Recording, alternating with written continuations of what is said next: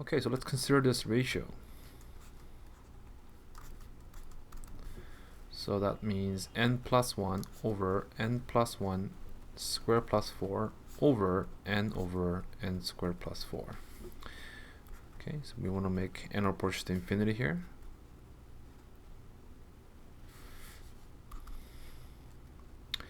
Okay, and then we have, let's simplify this.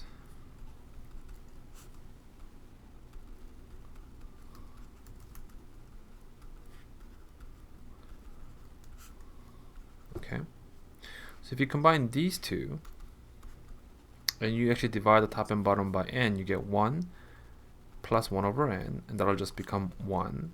You combine these two parts, and you multiply top and bottom by n squared, you get 1 plus.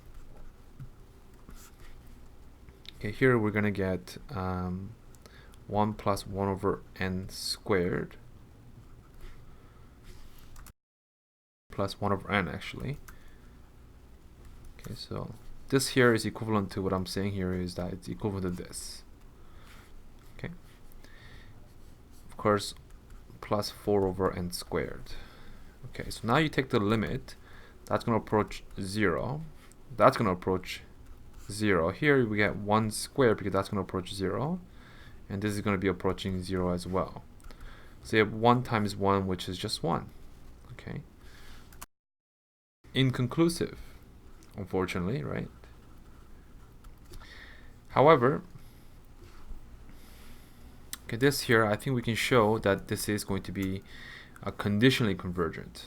Okay, so we can check the alternating series test. So if you consider the function that's equivalent to this, x over x squared plus 4, you differentiate that. 1 x squared plus 4 minus x 2x over x squared plus 4 squared. Okay, so then we get x squared minus 2x squared, so we get 4 minus x squared. Okay, so we want to know if this is decreasing when when n is greater than or equal to 1. Okay, so let's see what happens. This at the bottom is always positive, so 4 minus x squared. If that's negative, right, the whole thing is negative. So I'm gonna multiply both sides by -1 to get this.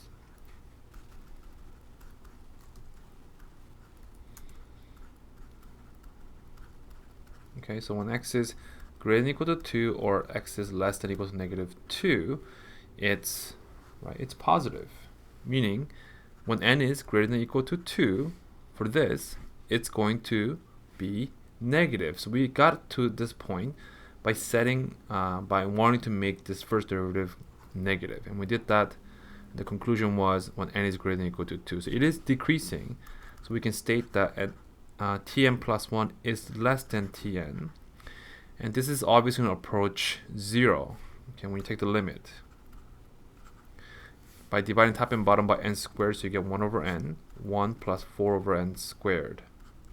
That's going to be 0 over 1 plus 0, so this whole thing's going to approach 0. Okay, so this is, therefore, we can say therefore it's conditionally convergent.